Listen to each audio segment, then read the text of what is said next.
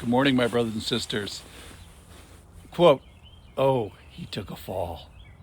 So I was at church catching up with a friend who's just back from vacation this last Sunday, and she described this milestone event in the life of a maturing person.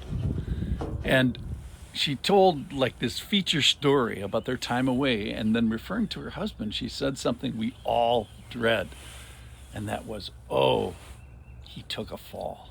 And by this is kind of code: unexpected, unplanned, unpretty, upending, and overturning in a disruptive and sudden sort of a way. Now, falling is a big deal. Every time I go to the doctors now, they routinely ask, have you had 2 falls in the last year? And the reason they ask and spend all this disproportionate amount of concern on the topic is that falls are a big deal. And these kind of falls can be life-changing, watershed moments. And further, what you fall for, the reason you fall, is a big deal. So this story particularly caught my ear because the next morning, as I was studying our beloved Gospel of Matthew here in chapter 4, the villain Satan stands on a high mountain with Jesus and asks for worship. So listen to this third temptation of Christ in the wilderness, 4:8. Again, the devil took him to a very high mountain and showed him all the kingdoms of the world and their glory, and he said to him, all these I will give you if you fall down and worship me. Then Jesus said to him, Begone, Satan, for it is written, you shall worship the Lord your God, and only him shall you serve. So point number 1 was these kingdoms weren't even his to give. It would be like me taking you to a car dealership down the road here and a bunch of cars that I don't own and saying, if you fall down and worship me or whatever, all these cars I will give you. Well, it's a ridiculous lie because I don't own the cars that I'm offering. So Satan could never come through with his end of the bargain. So, point number 1 is Satan is a liar, no surprise. Point number 2 is that Satan desires the worship of everybody. He already thinks pretty highly of himself and then wants the world to agree with him.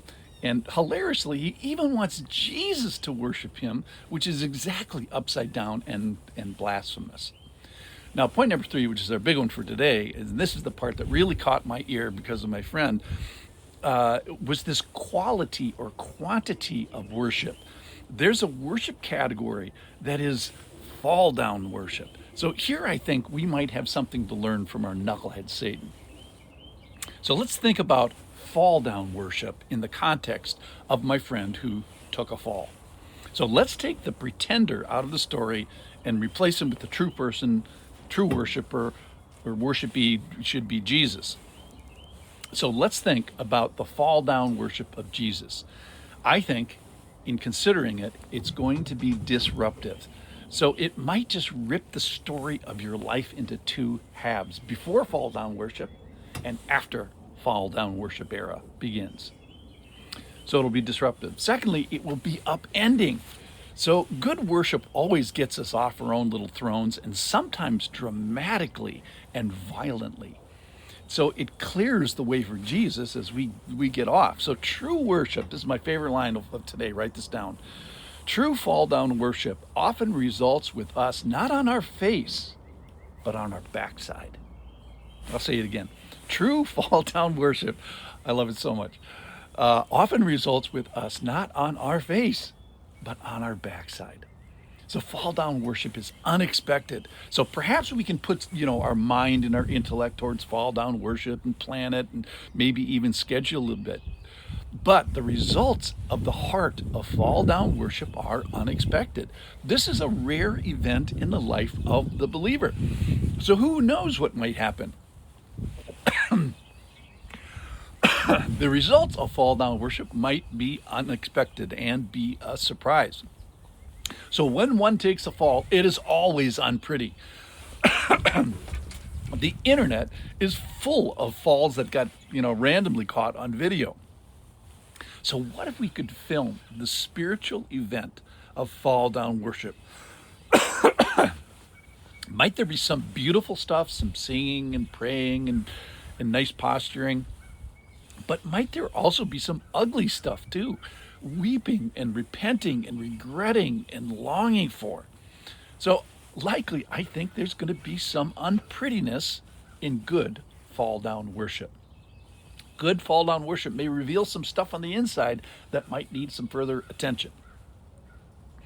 So fortunately, sort of in conclusion, my falling down friend was perfectly fine. And in fact, he walked up as she was telling the story about him, right at the conclusion, this concerning moment, right when he took a fall, he walks up, it's perfectly fine. So today is a call to worship, to true worship of the true God, and in a different sort of way, in a fall down sort of way. So my prayer for you and for me, may you be disrupted. May you be upended in this concept. May you be left with some permanent change, that something would be permanently affected by this.